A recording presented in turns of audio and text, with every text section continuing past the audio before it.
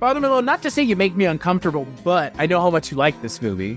I know how important this movie is to you. We have talked about movies that are important to you several times on this show. I believe the last one that we did was The Cook, the Thief, Her Lover, The Cook? His Wife and Her Lover, yes. Yeah, all of that. The title who I can't ever get right. And now we're going to be talking about a movie whose title does not have that many names in it. It has all of 2 names in it. But it does make me feel a little weird to talk about movies that are important to you. Because, there are movies that I really like Freaked and Goodfellas, and I guess they're probably important to me in a way. But I think when we talk about ourselves and you and I and other people we know, and I'm not saying everybody does this, I don't think everybody can do this, but when we talk about ourselves sometimes and when we mythologize ourselves, there are some things that matter a little bit more than others. I've heard you mention this before in passing, so I've got to understand that this is probably one of those movies for you. We've never really done any of those movies for me yet. Maybe we never will. I don't know.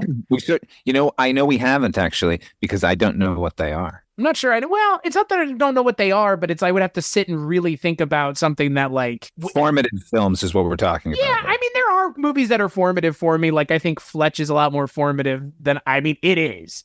Fletch is probably the closest I've ever gotten to talking about something that's like I love Glengarry Glen Ross, but there's some things about it that have influenced me, but when I watched this movie, I was like, man, I get it. I get it. And I get at least on a cursory glance why you have resonated with this movie. And on this episode of the Kulturecast, I am still your host, Chris Tashi, much to the chagrin of at least one person out there in the world. And now I can say there's at least one. Yeah, right. Boy, probably 2, honestly. Well, 3, maybe. Actually, at least 2. You're right. In my case, if you know me, you know that it is 2. Boy, aren't I a lucky boy? And I'm joined by my good friend all the way from Midnight Viewing. It's a bi-weekly show, and not once every other week. It's twice a week. That kind of bi-weekly, the kind that's actually a lot of work. Your friend and mine, Father Malone. Hello. I wish I had something snappy to say about Sid and Nancy. I could probably throw any number of a million quotes, but anyway, hi, I'm here. You know what? I'm also you said you're uncomfortable talking about movies that were formative for me. Well, this is the one that I'm actually kind of uncomfortable talking about. So there's that. Yeah, I am excited to talk about it with you, but I am also excited to give you kind of a wide berth here in a little bit of a way, because I was going to jokingly say, and you were like, I didn't have anything snappy to say, and it's like, well, I think you're about to be given the opportunity to, as we say in the industry, wax rhapsodically, because it is September and it is Father Malone month. We don't have a clever name this year because we just don't. But we will next year. I think it's a fine name. Father Malone month. All right. As long as you're cool with it. We are about halfway through the month, and we are taking a look at 1986's biopic, which is a thing that, that raises the hairs on the back of my neck immediately. Sid and Nancy. Hi! Sid, we've got company! I love the Sex Pistols. Regrets. Are you going to make an honest woman out of our Nancy, Sid?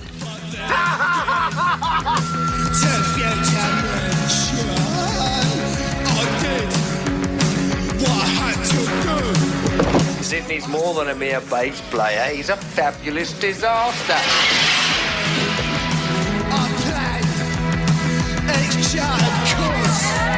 He has a Sex Pistol. All your human needs are seen to. Much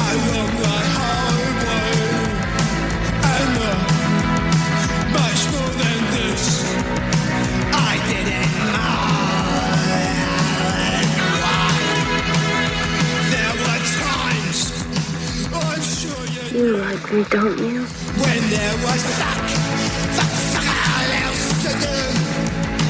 But when there was do, I shut it out or kept it You down. really think you can spice it off of me? The world under the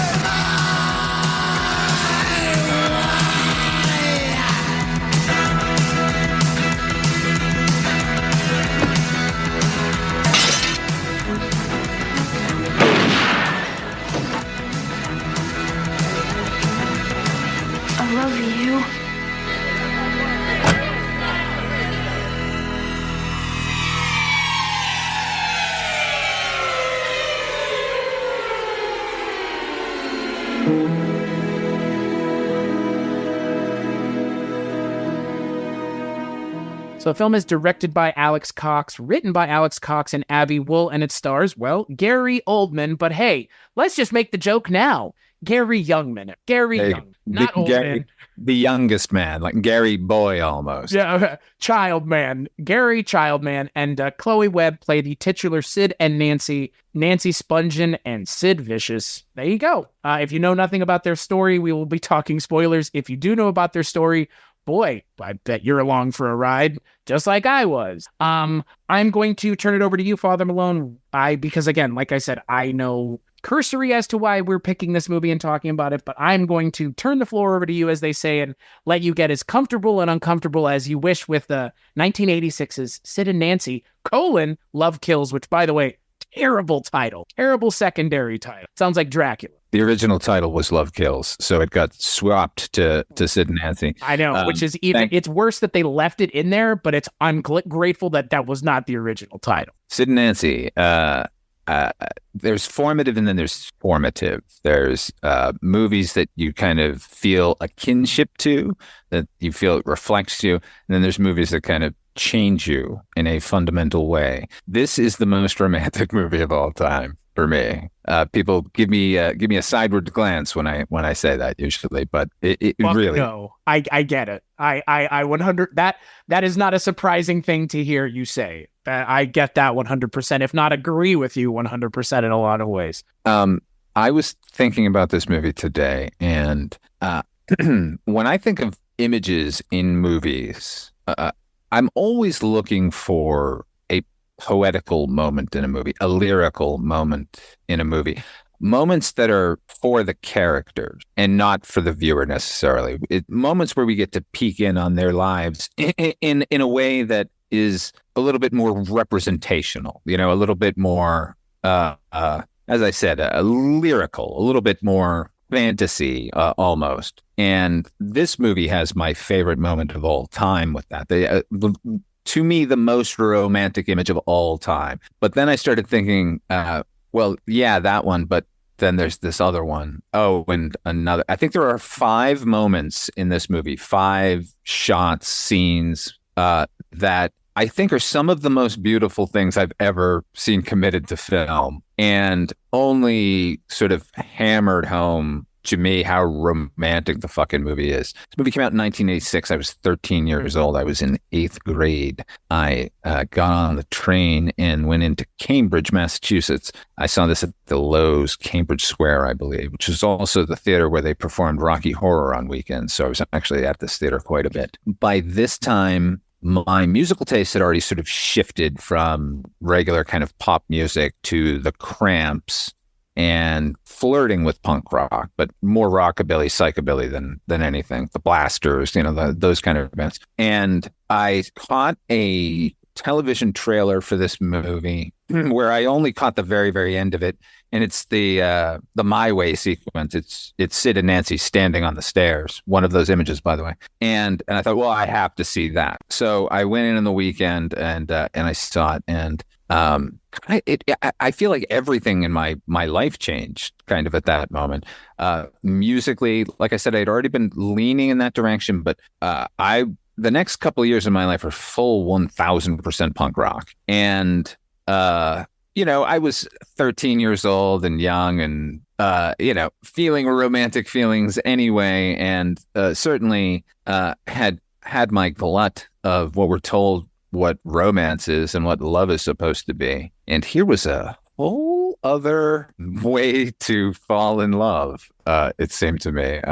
And as great as any other romantic film has been, none of them ever really spoke to me in a way that shows you the immediacy of love, the addiction of love. Correct. That's, yeah. Now, here's the thing. Alex Cox, I've read an interview with him maybe 5-10 years ago, criticizing himself for the movie, saying that he didn't lean heavily enough into the grubbier aspects of their lifestyle and didn't sort of hammer home the tragedy of their life. He leaned too hard into the romantic, he felt. He didn't give it the schnook moment that Scorsese does in Goodfellas. Yeah, you know what? Fuck you. You made the movie. It's out there. Here it is. Right. And you know what? Like, the only people who are going to respond to the romantic aspects are the people who feel that way anyway. You know, this isn't going to change anyone's mind and go make them be a heroin addict or anything like that. Like, the movie is what it is, and the real life is what it is, what that is. Like, you can go read Nancy Spungen. I've heard plenty of horror stories about her as a person, and Sid as a person. And, you know, musically, he was terrible. And, you know, he was basically just a sweet kid who kind of got swept up into this whole thing. And, but none of that matters, because what matters is this movie here. Can we just get that out of the way here immediately? Like, if we're talking about this as a realistic thing that's portraying the real lives, like, this could not be further from reality in a lot of ways. Like, every piece of research that I did, and you're going to echo it here, this is just, we're talking about the movie. The real people, better, worse, doesn't matter. This is not representative of them in most, if not all ways, I think, is what I could at least suss out and glean from all the research that I did. There are two people. They were based off of these two people, but to what end? Not this end. Okay. I think I've now explained just how fucking transformative this movie was for me, right? Yeah. So I moved to Los Angeles in 1991. Maybe 2 years later, I'm friends with a cinematographer named Tom Richmond, who shares a house with Alex Cox. And Alex is in Europe, I believe, when I'm friends with Tom and hanging around at said house. But one evening, I find myself on a couch next to Abby Wool. In a Holiday Inn, Paramus? No. That's you know how many times it took me looking at her to realize that's what she was from? God, of all the goddamn things. So I kind of, we didn't become friends or anything, but I was around Abby enough that I got to talk to her about this movie a lot. Right. And it was one of the weirdest moments in my life where I got to thank the person for the movie that they had given me. And look, the fact is that script says Alex Cox and Abby Wool. Abby Wool wrote that script. In fact, the more romantic portions of the movie all come from Abby. One of I'll just mention it here because it's in the trailer and everyone's seen it. It's the most sort of iconic image of it's on the poster, for fuck's sake, when Sid and Nancy are in an alleyway kissing and garbage is raining all around them in slow motion. It's gorgeous. It's probably my favorite piece of film in general. And that was Abby, who, it was the end of the day and saw this alleyway and grabbed a camera and grabbed those guys and made them like do that shot. So anyway, Abby Wool's influence on this movie is sort of inestimable. And it was just weird to be able to pick her brain about certain things, including the veracity of the movie. As long as they were hitting certain beats, as certain things have to happen in this like movie. Yeah, nearly everything that happened in this movie happened, aside of Flights of Fancy and those kind of things. Obviously, they've condensed and shrank events to fit it into this 2-hour time frame. Because like the Sex Pistols thing, clearly you can make an entire television series out of the Sex Pistols story, but that's only like the first maybe third of this movie, right? Maybe half. Yeah, first half, I would say, for sure. Right. Because the movie's called Sid and Nancy. This isn't an Oliver Stone situation where he calls the movie The Doors and just focuses on Jim Morrison. No, this is about Sid and Nancy, not the Sex Pistols. Bohemian Rhapsody? Freddie Mercury? What? Yowza. Ooh, it's bad news. Why would you name that movie Bohemian Rhapsody? What does that even mean? I have no idea. Like, how does that, I mean, yes, we know it's the name of the fucking song, whatever, but like, how does that relate to the story being told? Is this a Bohemian Rhapsody we're seeing? Is this a Bohemian?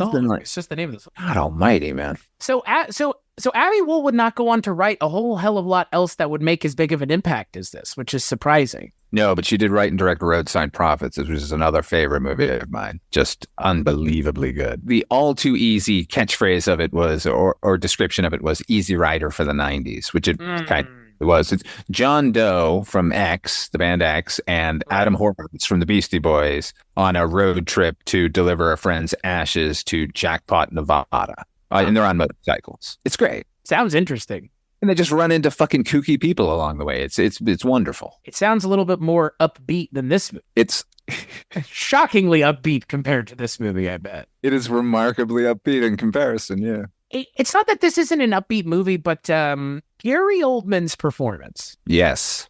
Is, I mean, it's something, right? Are you saying it's something like over the top? Or are you saying something? No. I'm saying it's something amazing. It's just, I mean, look, we all know all of us know Gary Oldman from a certain time and a certain place. And like, your entry point to Gary Oldman's career is a very long range at this point. Like, this was clearly yours. I would think that mine really probably the first time, and you're going to laugh, I think was as Commissioner Gordon in those Batman. That is fucking shocking. I mean, subsequent, I've seen him in plenty of others. Oh, yeah. I mean, he's in RoboCop. Was he in RoboCop? Yeah, I think he's in RoboCop. I believe he's like... No, is that Michael Keaton that's in RoboCop? No, it's Michael Keaton. Oh, sorry, right. He was in it in addition to Michael Keaton? That doesn't sound... We couldn't somehow make this worse. Trying to think if Gary Oldman has been in any, like... Because Batman is kind of like the big thing he was in. Yeah. The big mainstream thing. Fifth Element. That was a very popular movie. That's not a movie that I would ever... Because of the Chris Tucker of it all, I stay away from that one. I think most of America got their actual taste of it from Air Force One. Actually, we're fucking morons, and people are screaming at us right now. What? Oh, I can't. Sirius Black. No, Harry Potter. Well, Dracula. He was but he's fucking Sirius Black in Harry Potter. I know that's for your generation. I'm not saying for my generation. I mean, look, I think that's for a lot of people. Oh yeah, that's what they know him as now. Sure, but like I'm saying, when he made his big splash, like look, when he hit the scene with this, and then fucking Rosencrantz and Guildenstern are dead, and then State of Grace, I was the only one going, yeah, I love this guy. You know what I mean? I guess actually, no, that's right. That would have been the same year. So I saw Rosencrantz and Guildenstern are dead in 2008, the same year I saw The Dark Knight. I didn't watch the movie again for this because I didn't have to. This is one of the ones that I don't. But I did watch the opening, say, 20 minutes or so, right? And our first dealings with Sid when he's in that cell, or the interrogation cell, and the cop comes and gives him a cigarette. He is so shattered as a human being there. And part of it is he's dope sick. And part of it is he's completely in shock. And part of it is he knows Nancy's gone. It's incredible. So Gary Oldman was in one other movie before this one, but it was in 82. And so it was him and Timothy Spall and a couple other people. That was their first movie. But this is his first leading, obviously. And yeah, to open the movie with the murder of Nancy and to have him essentially where we're going to end up seeing him at the end of the movie, I think it's really smart to open the movie that way because we get to see the juxtaposition of, oh, look at how fucked up he is. You're about to see how fucked up he really, like, because this is a different kind of fucked up than what we see throughout the rest of the movie. I mean, this is like unable to exist fucked up. All that's left is pizza, dancing with kids, and waiting for a cab. Well, and heroin. No. Wow. No, it doesn't figure into the ending, my friend. I mean, it does, but it doesn't. Police station. He gets some pizza. He dances with some kids, and he dies. Yes, of course, he fucking died of a heroin overdose. But he died off screen. He went back to his home planet. And he poochied. They even put up a little chyron at the end, a little graffiti chyron to let us know he died a few days later. Yeah, but we don't have to see it because we know it's over. But it's apparent that it's over when the movie opens. Is my point, and that's your point as well. It's like he's gone beyond before we even get to see him as a character in the movie. It's already too late for him as a character. Yeah. And what a character. I think... yeah, right? Jesus H. Christ. Good for Gary Oldman being this talented at something. Like, Jesus fucking Christ, man. Like, good for him, you know? Yeah. And he's charming, too, in this. You know, like, there's a lot of drunken, stupid Sid. There's a lot of smacked out, drooling Sid. But then there's a lot of charming Sid as well. And that may be what Alex Cox is getting at. Like, there are moments where he's like a normal human being. But at the same time, I don't think the character's not on drugs from frame one in this movie. Like, I think they're all fucked up on something or other the whole time. Motherfuckers are eating beans and champagne. First 5 minutes of the movie, like, they're all fucked up. Like, yeah, I guess, like, Alex Cox, my response to him would be yours. Like, do we think people became heroin addicts from watching this movie? Like, come on, dude. If anything, people want to be rock and rollers from watching this movie, but probably not. Again, like, it doesn't have to be a self-destructive lifestyle because there are plenty of people that do it all the time that don't. But those stories are uninteresting. Right, exactly. Like, you know, where's the Jimmy Buffett story? I mean, I'm not saying James Taylor didn't do heroin because he did. He did fucking heroin. You know, he did, but James Taylor's story is not as nearly excitingly self-destructive as Sid Vicious's. Here's the sad but brutal meat hook reality. Had Sid and Nancy not died and they just continued their lives, we wouldn't be talking about them right now. There'd be no movie. There'd be no nothing. They would be a footnote in history. He would have died some other way. And then when the Sex Pistols got back together for their filthy lucre tour, we'll talk about hanging a lamp on it. Fuck you guys. Like, you don't get to cash in and say, oh, look at us cashing in. And we would never heard of them again. It's a sickening fact, actually, that I know Elizabeth Short from Medford, Massachusetts, because she was the Black Dahlia. I would never have heard of her before, but I do. I think, if anything, Alex Cox maybe let Nancy off too light and not Sid. Because the stories that I read about her and the things that I read about her, she's a lot more charming in the movie than I think she may have been. And I think it was also some of the mental illness of it all, of the movie. And that's not something that they really touched on, which I understand why they wouldn't have, because, I mean, it's a touchy subject. I mean, we still don't have the open conversation about mental health that I think we should be having in a lot of ways, but we're definitely not having it when this movie's coming out. And they're not, I mean, like, we understand that it's part of it, but the movie doesn't really make it as clear as I think just doing the cursory research did, that she was really not okay. I mean, it's clear that he's not okay, but it's not she seems a little bit more high functioning than he does. I've read everything there is to read about these two and the story, and seen every documentary imaginable. And I find myself falling basically where this movie ended up landing on with Nancy. Like, I bet a lot of people found her annoying. A lot of people found her to be a mooching whatever, right? But I think that was fucking everybody on the scene then. Right. Yeah. Oh my God. You know what I mean? Everybody's a hanger-on. Like, what the fuck? You can't hate somebody for loving rock music so much they want to be around the music all the time. Right. And she's a brash fucking American. So she's not going to go over all that well with these punks who are fuck you to everything anyway. But I bet she was really annoying from time to time. But here's the thing. I'm not looking at her from John Lydon's point of view or Malcolm McLaren's. I'm looking at her from Sid's. The movie is looking at her from Sid's. And We're getting Sid from her point of view. And, like, you know what? They bicker and they fight and they go through tumult. But, like, when they're at their best in the movie, it's only when they're with each other. Together. You never see Sid as charming with any other character in this movie. Same with Nancy. How could somebody love this guy? Well, let me show you the person who does. But you know what? That's fine. Right. Because they're it. They're perfect for each other. Yeah, it's just, I don't know. It just seems so simple to me. And you know what? But I'm with you. I get most people's reaction. And I've read tons of reviews of this movie that just sort of dismiss them as a couple of fucking pathetic junkies, right? They threw their life away, blah, blah, blah, blah, blah, blah. Yes, that happens. It happens all the time. You know what? And some people fucking have miserable lives and they get hit by buses.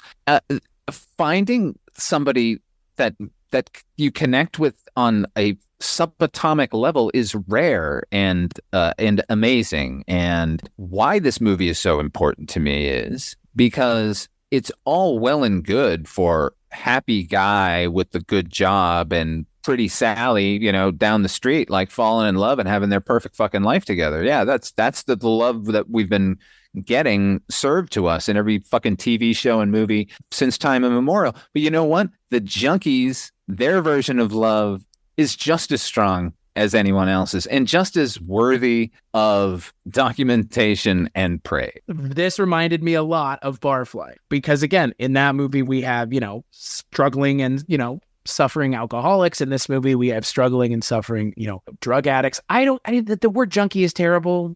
First off, right? Like, it's an awful word. Yeah. Calling people junkies is bad enough. Calling them like pathetic junkies, right? Like, the moment people start like referring to people that do that you know, have alcohol issues or drug problems as alcoholics and drug addicts and junkies, it's like, whoa, right? Like, we're already probably not having, and I'm not talking about you, but just broadly, obviously, right? Like, we're probably not the right people to be having the right conversation here. So yeah, well, when someone would watch this movie and that's their reaction, it's like, you're probably not even the right person to watch this fucking movie again with, like, because like you said, we're being peddled one idea, especially with our media for a very long time in the movies that we watch about, like, man, wife, house, dog, maybe a cat, picket fence, 2 cars, happy, maybe there's kids, maybe there's not. Like, there you go. Like, there wasn't a lot of room. I mean, there are shows that are entirely predicated on the will they, won't they get together thing. I don't fucking care about Who those. fucking gives a shit? If you guys don't have that electric snap and fucking pop that Nancy gets, here's one of those scenes when we first get the Sex Pistols on stage and they're doing the Monkees' Stepping Stone, and Sid can't even get his fucking bass to work. Right? He's in the foreground, completely out of focus, pogoing up and down like an idiot and like spitting beer out onto the audience. And the entire shot is composed of Nancy watching him. And you can see the moment there. You can see her actually fall in love with him there. It's fucking incredible. It's an amazing shot. It's like 30 seconds. Like I'll put that 1 second next to the trash in the alleyway making out as far as romantic images that are burned in my brain. I get it. Like, I get the love as an addiction thing. Oh, Jesus. You know, I knew it was coming, and you see it coming from a mile away, the end of the movie. I mean, even if you don't know what's going to happen, you know that this motherfucker's playing with knives, and the playing with knives can't be good. Because, again, they're also using hard drugs, which means at one point they light the room on fire. I mean, again, like, there's things that are happening here that they're out of their control because they are out of control. Because that's part of it. And I don't know. It's just, yes, there is something romantic about two people ending it together. But this movie really makes the case that, like, you know, you get to sit in bed with your partner after you've been stabbed and you let yourself die. I get it. But it's a really hard scene to watch. Yes, that was the roundabout circular way of saying I knew it was coming and I still went, oh my God. Yeah, and it's that part of it that you're describing. It's the crawling back into the bed part. It's the fight and the stabbing. Look, that's all conjecture. Nobody knows what actually happened in that hotel room with those two. Only two people. Only two people. However, there is a very, very, very, very good case that there was a third person who actually killed Nancy Spungen. In the movie, Xander Berkeley plays a character named Bowery Snacks, who is their dealer. I've seen interviews with friends of Nancy who have always said that Nancy was that tough and would fuck you up if she thought you were crossing her, right? She had to be. She was with Sid Vicious. What the fuck? Why would anybody even question that? Their theory, and I don't remember all the particulars of it. They believe that their dealer came into the house to steal because they had gotten some money, and she confronted him, and he stabbed her, and then took that money and fled. So it's like a El Duce, Courtney Love, Kurt Cobain thing, where it's like there was a third person possibly. This I would believe. This is actually, see, this is actually realistic. I was thinking of Courtney Love because she's in this. Oh yeah, she definitely is. She wanted to be Nancy so bad. Thank God she wasn't. Hey, Jesus, she was not. My God. Yeah, we really haven't talked about Chloe Webb a whole lot. Oh boy, I love her so much. Yeah, she's great. She's fucking adorable, man. See, that's the thing. Like when you're saying like, you know, they maybe did this or that with the character, whatever they were going to do with the character, they ended up casting Chloe Webb, who is just sweetness personified. So even when she's being her most shrill, like I'm down with her. Right. You know, I don't mind that kind of shrill, and it makes the scene where she gets stabbed by him so much worse. See, there's a lot of condensing of facts, like I said, to get it all into one movie. You know, this is a digression. I apologize, but something I'm struggling with. I'm a fucking Saturday Night Live fanatic, right? I've seen every episode from every season. Here we go. I've read every book on it. I have been obsessed with it, right? So now there's a Saturday Night Live movie coming out at the end of the month. Jason Reitman did a movie about the first broadcast, right? So it's seemingly a 90-minute movie about the 90 minutes leading up to getting Saturday Night Live on the air, right? So just from the trailer, I can already see that they're condensing facts from later seasons and stuff and putting them in here. And it's really bugging me just because I have such an encyclopedic knowledge of the thing. But when it comes to Sid and Nancy, I'm like, yeah, I know that didn't happen then, and then they conflated this fact, and then they moved this around, and they did all this, and I'm like, I don't care, who cares? So I'm struggling with myself now when I'm going to sit down and watch the Saturday Night Live movie that if I give Sid and Nancy a pass, I might have to give Jason Reitman a pass, like the first time I watched that. Anyway, sorry, weird digression. I would say that I don't think that I think to speak broadly about biopics, because that's the other thing that we haven't talked about, is this is a biopic. And brother, I don't know about you, but when I hear the subgenre biopic, I want to run the other way. Oh yeah, real fast, man. At high fucking speed, often downhill, and if not, I will make that uphill look like a downhill. Like, I am not. Like, biopics and me. Oh, I have some thoughts on biopics. First of all, if you're about to make a biopic, you're going to sit down and write one. Watch Walk Hard, the Dewey Cox story. If any of your script is going to be echoing anything in that movie, then you need to rethink your script. Because That one of the best things Jake Kasdan has ever done, dude. It's so good. It hits every problem with biopics with a head, and it's sort of zeroing in on Walk the Line, the Johnny Cash thing. And it's funny that you bring it up, because I think about that movie sometimes too, where it's like, yeah, the big fucking triumph at the end of the movie is like he goes to rehab and he kicks heroin or whatever, right? Still loves his wife at the end of the movie is technically the triumph. Right. But then they don't talk about the relapse in like 1980, or but that didn't happen. That didn't happen to the movie character. Right. That happened to the real life guy. Right. See, the problem when you're trying to sum up what someone's entire life is, you can't leave out the later unsavory stuff to have your victory earlier, unless you're making a movie about that moment in that person's life. Like, look, the best biopic of all time is Ed Wood. Larry Carrier. Still never seen it. Oh my fucking God. The opportunity that you had this month, and we missed it. Because I assumed you had seen that. That's absurd. Okay. Anyway, what Larry Karaszewski and Scott Alexander have figured out, if you're going to do a biopic, don't make it about their life. Make it about a moment in their life. Which I think for me is, I think for me, that's always been the better idea anyways. Or to go one step further and kind of maybe like not a step further, but kind of a sidestep to your idea.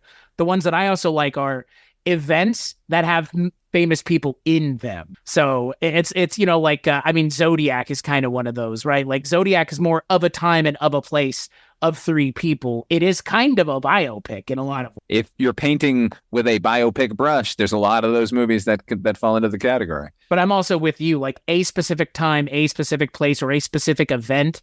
Also, those kind of biopics I think are smart. Like Lincoln. I mean, Lincoln is a very smart biopic because it's not, his whole life. It's like we've ultimately got, for me, as far as I'm concerned, the reason you do a biopic that way and the reason you would do a biopic at all is to give an actor the opportunity to do the fucking thing that actors want to do so well. And like, when really good actors are given the opportunity to do something, like, they can fucking kill it. And I would want to give an actor an opportunity to play a character or a human or a real person at a specific time and not have to cast 5 different actors. That's the other thing you run into, right? Is you have to co-opt all this time for the one actor. When you pick your actor, pick the age of the moment in that person's life. Don't age them down. Don't put them in a wig that's a little too shaggy. Like Timothée Chalamet as Bob Dylan. I'm curious about that one. Hey, man. Like, what the fuck? Well, no, and he's singing, too. It's James Mangold, once again. Right, I know. He's doing a really good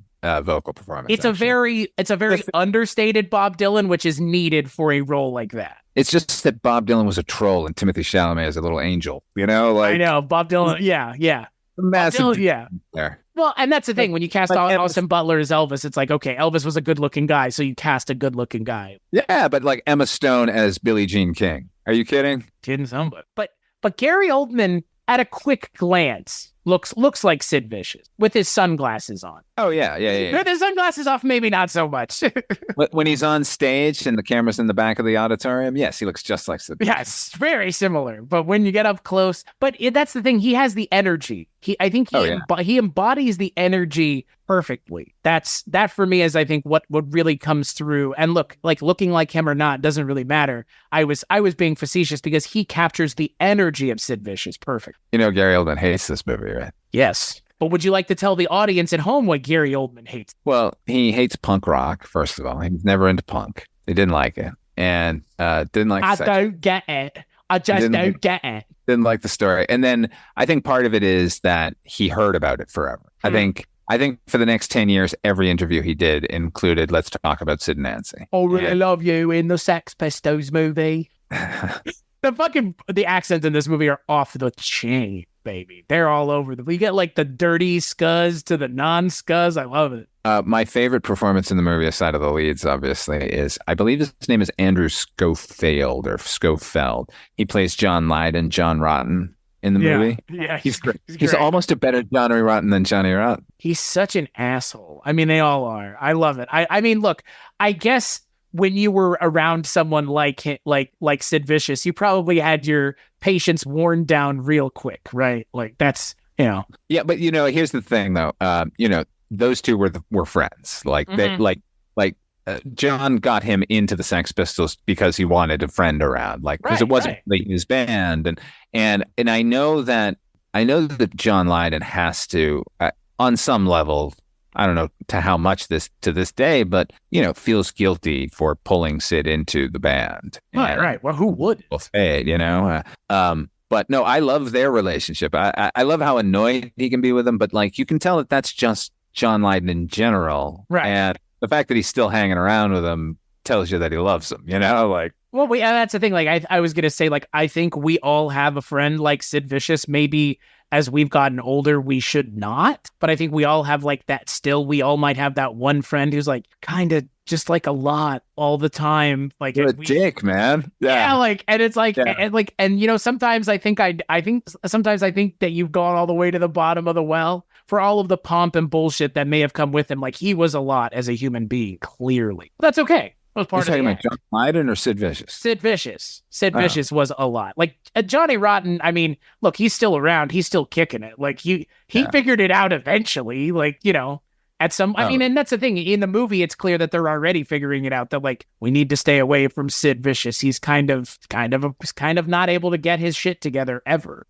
Oh my God, you know what? There's so many fucking poetical moments in this movie. Like when Sid is on his downward spiral. There's a John Cale song. There's a montage of like, money tumbling through space and, him on stage too drunk and he's trying to read the lyrics and he can't even fucking microphone. And they cut to John Lydon, who's in the bar, just like watching him. And he's just so disgusted. He gets up and walks out like, oh my God.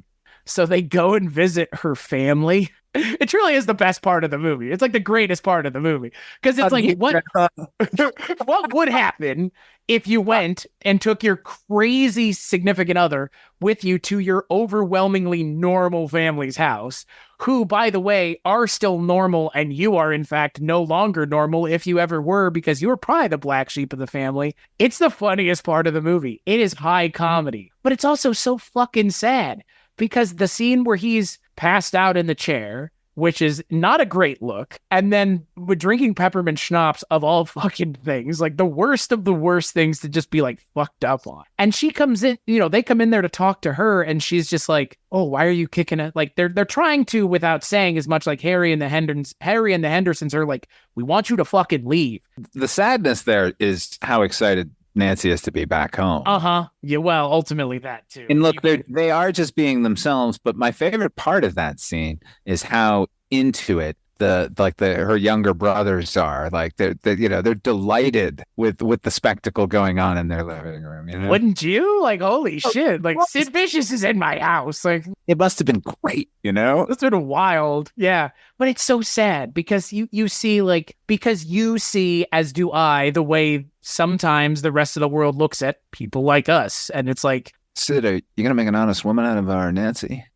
She's never lied to me. It's so sad. It's so sad. It's like this guy is so sad. He's so sad, isn't he? He's like the original mopey rock star. Yeah, but I just love him. Yeah. No, I know. Like I love how sad and miserable and pathetic he is. It's like that on stage shit was just an act, brother. He was like the saddest dude on the planet, clearly. I love all the flavors of Sid Vicious. The padlock around Gary Oldman's neck is Sid's. Right, his real padlock, right. Yeah, Abby Wool told me like Sid's mom came to set and like gave it to him so they could use it. It's That's pretty such great. A shame that Gary Oldman doesn't like it. Yeah, man. Like that's probably the biggest bummer for me. I get, he just didn't want to do this movie, but he took it because he's an actor and a working actor, and it's a fucking role and whatever, and he did a good job. But like, just a working actor playing Sid Vicious in a fucking movie. Look at the rest. Be a working actor, I guess, baby. Look at the rest of his career, though. Like he doesn't come close to one of these roles anymore. Well, that's what I was going to ask you, because again, the Gary Oldman of it all.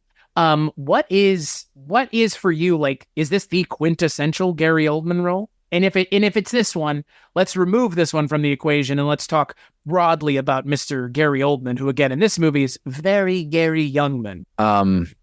Good rap group. Barry, Gary Youngman, and Gary Oldman. Here's the thing about Gary Oldman. He was very actorly in his younger years, right? So Thespian even. Thespian. He put in some really great performances, but I think he's gotten better and better with age, which I guess is the point of life. If I were to point to his early performances, him and Rosencrantz and Guildenstern are dead. Like, that's the one I think of when I think of young Gary Oldman. I don't even think of him in Sid and Nancy. I just think of Sid Vicious when I think of this movie.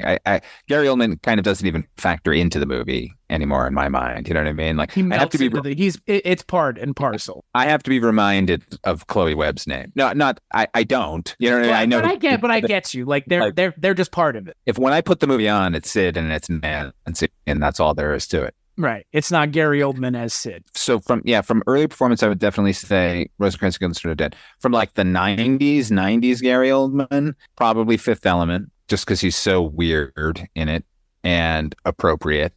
I think he's at his... The Professional? I was just about to say, I think he's at his worst in The Professional. You know, it's funny, Chris, to see an early screening of The Professional for bookers, for movie theater bookers. And I went with my pal Cardi, and we walked out of the theater. And I said, "What'd you think?" And he said, "I think Gary Oldman's going to die." Because that was like at the height of all of his problems. Like that was when he was at the most drunk and drugged out and stuff. Like, he went to rehab directly after that movie. Gotcha. But I just thought that was really funny. Like, yeah, he looked kind of rough. Like, that didn't seem all like performance there. He was not. Gary Oldman was in fact not having a good time. Everyone.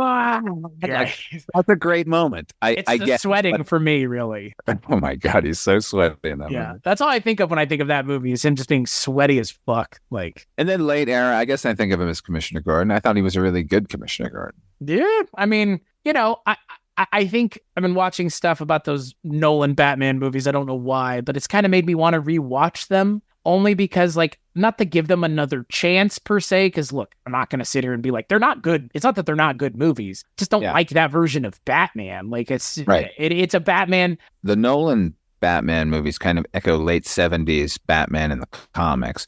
That's when they kind of turned Batman into James Bond. That's when he moved out of Gotham City, and suddenly there's the League of Assassins, and then there's, you know, Ra's al Ghul and all that shit. And to me, that was the most boring run of the comics, and consequently, the most boring run of the movies. If Batman isn't patrolling around Gotham beating up penguins, I don't really give a shit. You know, like, I don't need him going to Hong Kong or something to like pull people out of skyscrapers with jets and like, what the fuck is happening here? It's Iron Man. I mean, again, I go back to the thing I think I said on that Batman Returns episode.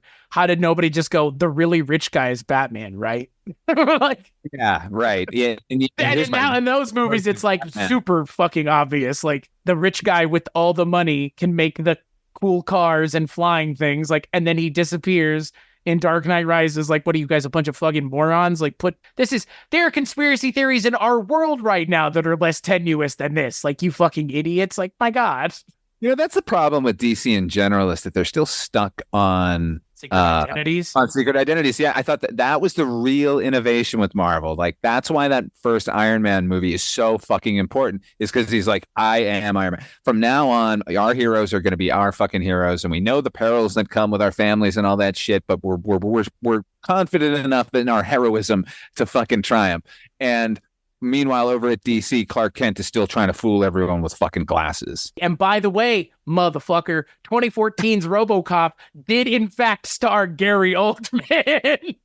I was right, and you like talked me out of it, and I was like, wait a second. No, he plays the guy who makes RoboCop. Right. Michael Keaton plays the CEO of Omnicorp. Oh, Christ, why did we need any of it? We didn't. It was a terrible idea and execution. Joel Kinnaman, everybody. And I love Joel Kinnaman. Yeah, he's not terrible. I don't think any of those. Well, there are of those actors. Sam Worthington is one of the ones. What was that show? Did you watch that show with Joel Kinnaman? The Crossing? Is that the one?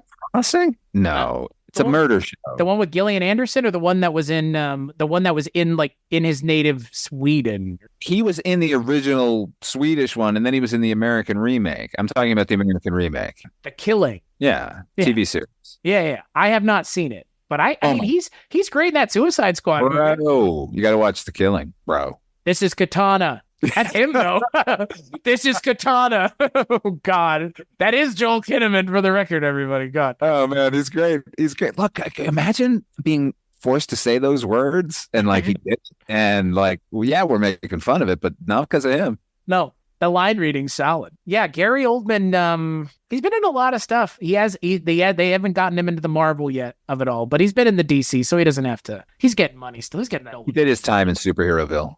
Yeah, they can cast. I actually, what's funny is if I sit and think about it, he also looks the most like Commissioner Gordon out of any actor that's ever played him. Like the comic book version, at least for a certain time in a certain place. Like, yeah, just the glasses and the hair and the facial hair, just everything. It's like, yeah, kind of Gary. It is kind of just Gary Oldman. Yeah, I mean, look, all we've gotten beforehand is the horrible, the 66 version, which is fine because it's a comic book. But then, we had Pat Hingle as Commissioner Gordon. Yeah. In the Burton movies. Did he carry over? Was there? I don't think was there a Commissioner Gordon in the Joel Schumacher movies? I think it was Pat Hingle. Pat Hingle and Michael Goff come back for those subsequent films. Yeah. So then the next one we get is that dude, Gary Oldman. Yeah, Gary Oldman. And then after him, we and then we got Jeffrey Wright, who's a really good. But there was one in between. Which one was that? That was the Snyderverse one. The Ben Affleck had a Commissioner Gordon. Do you remember who was Commissioner Gordon? It was J.K. Simmons. J.K. Simmons. Buff J.K. Simmons in a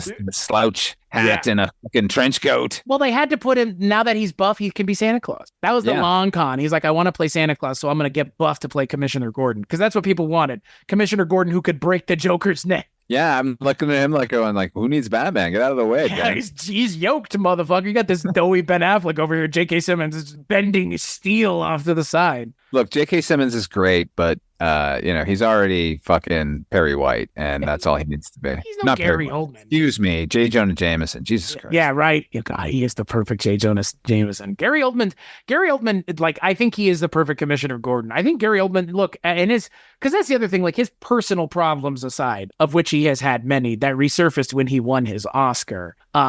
I think Gary Oldman's a great actor, and I think that this movie is carried by two great actors. Because, like we've already alluded to, Chloe Webb really is probably better than Gary Oldman. Really, I mean, she definitely is. She's been given less opportunities to be the star actor in stuff. I mean, again, Holiday Inn, Paramus, like. Yeah, I know. It's crazy to me that's what I know her from. Like, it is because, like I said before, like I had to sit and like stare at her a bunch and be like, oh, okay. Like I've never seen her in anything where anyone's given her any time to do anything. It was like a fucking throwaway gag in Ghostbusters 2. When I saw Ghostbusters 2 in the theater and she came on screen, I went like, well, hey, like that, and everyone in the theater turned and looked at me. That's what I was gonna ask. Like, you had to have like recognized her because this came before that. Oh, yeah. I love when she's in it. The only other thing I can really think of her in was Practical Magic. She's one of the aunts in Practical Magic. Oh, and she was in...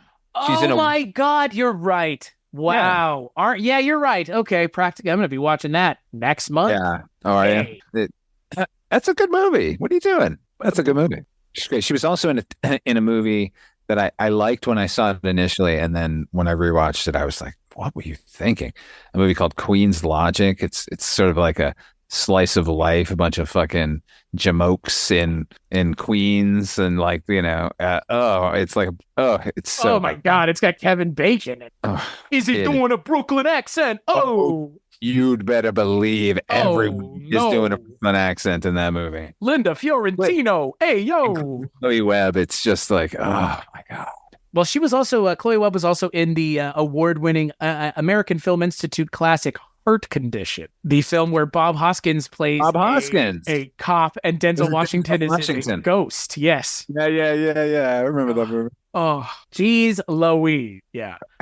But you know what? Like, I think, like we both kind of already alluded to, she's better than Gary Oldman because I think you expect less from her, and she has a lot more heavy lifting because he's clearly having the time of his life. He may not have liked performing as Sid Vicious, but He's having a good time. The version that they do of My Way in the movie is, I think, for me, the scene of the movie, right? Pretty great. Yeah, quite good. It's Another of those moments, another of those poetical moments, because that's in the movie The Great Rock and Roll Swindle, his version of My Way. Like that was filmed for their movie. But it certainly doesn't end with Nancy coming up those stairs and then those lights clacking off one after another. Oh my God, it's so gorgeous. Here's other beautiful moments in the movie.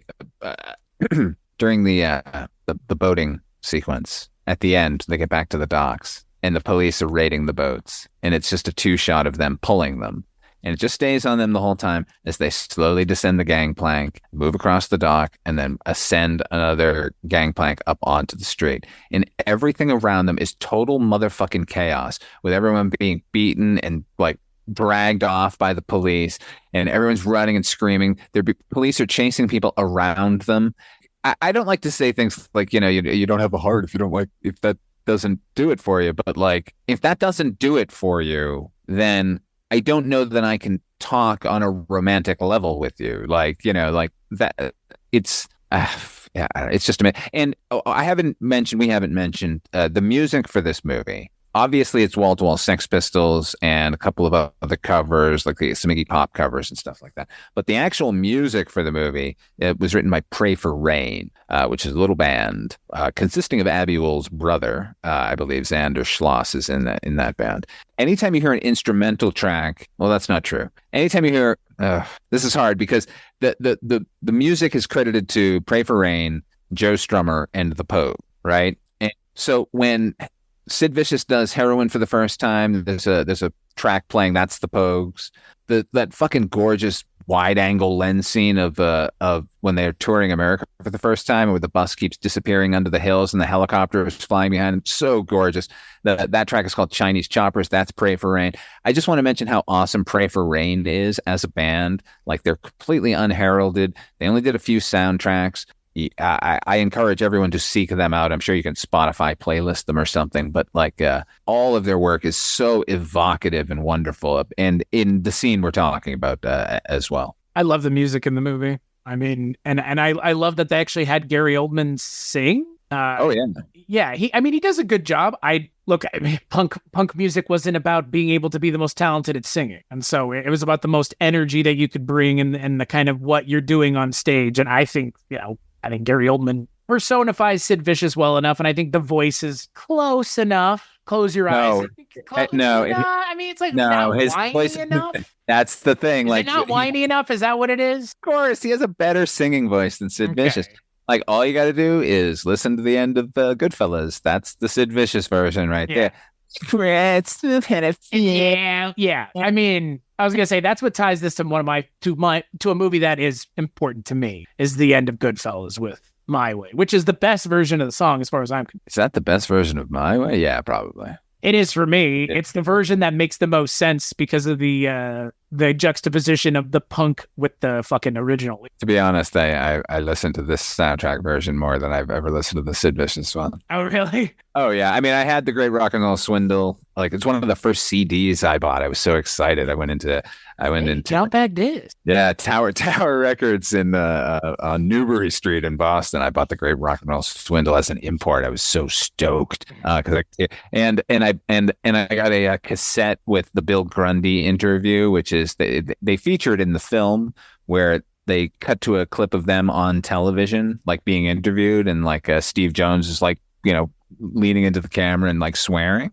That was a famous thing that happened on national television in Britain, I guess, in '76, the Bill Grundy thing. I think they made an entire movie about that.